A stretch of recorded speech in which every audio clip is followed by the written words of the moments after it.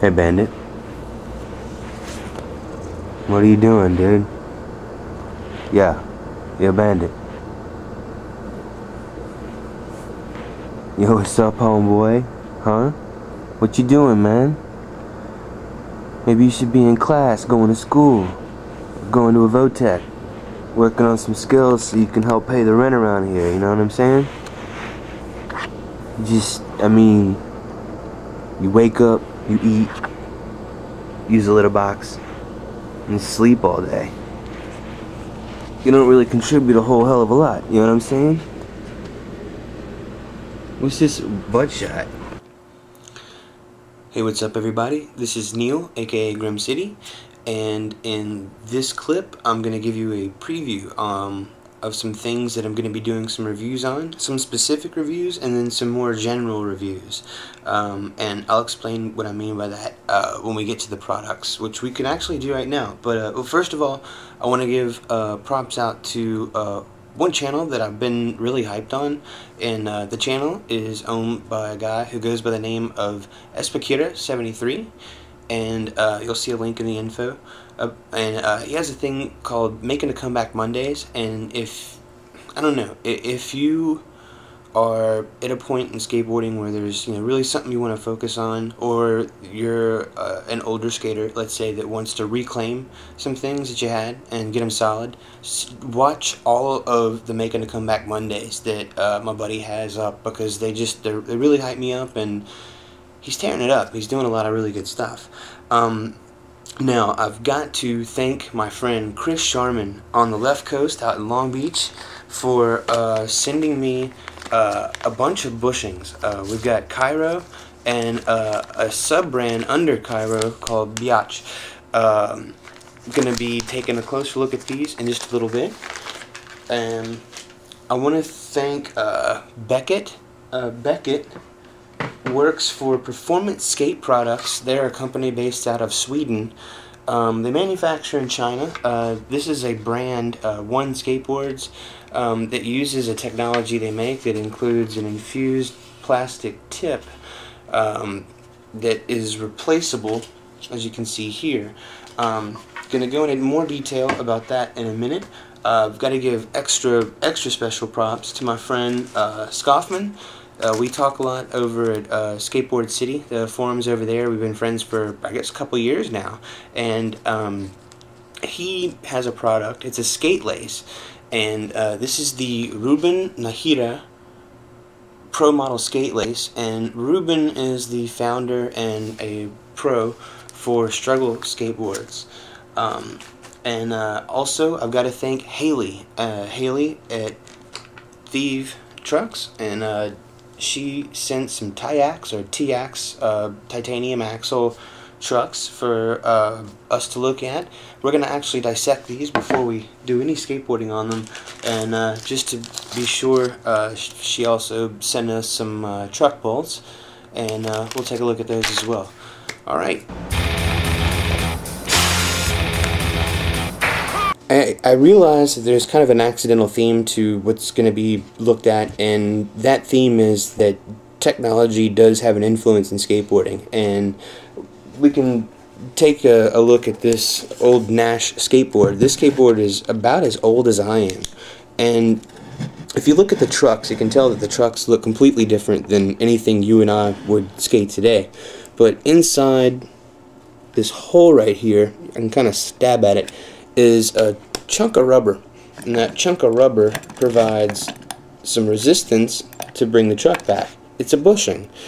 It's a lot different than the bushings that we use now. Like I mentioned, my friend Chris Sharman, who does not work for Khiro, he's just a big fan of new things. He's an older skater. He's just a friend of mine, and he was really hyped on these bushings, and he was like, dude, you gotta take a look at these. And so he sent me quite a few sets of bushings. Now, Khiro is like the main brand, the umbrella brand, and hopefully that comes into focus at some point. One thing that you notice right off the bat is that they have their washers infused and built into the bushing. One purpose I can see this serving right off the bat is it saves space. I don't know if you've ever been in this situation where you were replacing bushings with a third-party bushing, and you couldn't fit the bushing on there unless you had to remove one of your washers hanging on your kingpin. Usually the bottom one gets removed. Well, with this, you have a washer built in. Hopefully that's going to prevent splitting. Now, he also sent Khiro's sub-brand, and that's the bitch bushings, and hopefully that comes into focus. They're the same thing, except they lack the washer. In fact, you can tell that they're identical in size. One is just pure urethane, the other one is urethane that's capped off with a washer infused in it. And with each of them, if you purchase, you get two, a top and a bottom, with each little baggie that you buy, and they each come with little stickers. So I'm gonna set these up in my trucks, both boards, and over the long haul I'm gonna come back to you and tell you kind of my thoughts on those, and just tell you what I think about them, because with bushings, that's something you can't really judge in 2 weeks. You really got to spend time breaking in bushings, and once these are broken in, I'm going to come back to you and I'm going to tell you what I think. And now we're going to go on to the next thing. If you buy shoes and you skate in shoes and choose not to wear Birkenstocks or skate barefoot, then you're probably familiar with this. That's a shredded lace. Or if you usually skate with oval laces, then you're probably familiar with something that looks sort of cottony and soft and pleasant in any other location but your shoelaces. I am prone to cutting up laces on my shoes, and in fact I've got these America Frances, and you can tell that these shoes are practically brand new, and I've already sheared the lace on one of these. So that brings us over to the Ruben Nahira Pro Model Skate Lace. It's made with some technologies that make it, well, two things. One of them makes sense right off the bat. One of them is that these are supposed to be abrasion resistant. The other thing, which sounds really cool to me, is that these laces, you can kind of see, they sort of adhere to themselves a little bit.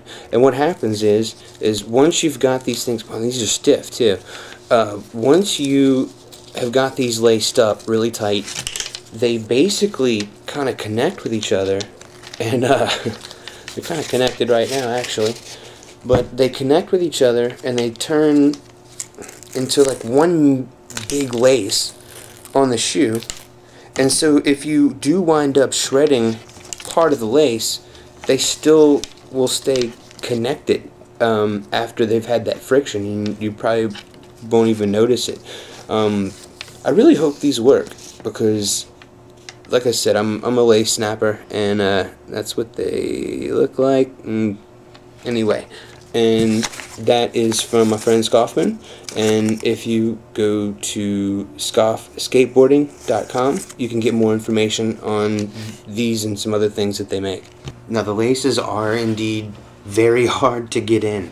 And hopefully you can see this, the ends of the laces are untreated. That's going to make it possible for you to tie knots in your laces, because if they were treated all the way, you wouldn't be able to do it.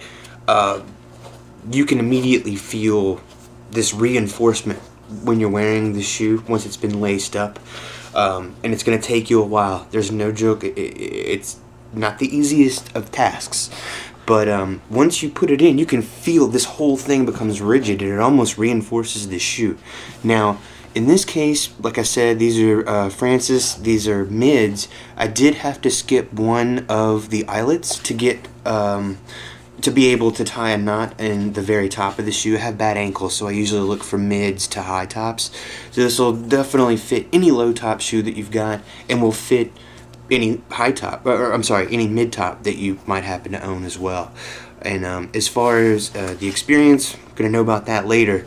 But I've never felt anything quite like that, and I gotta say that it's pretty unique. Hopefully, well, actually, they feel tough, so hopefully they're as tough as they feel.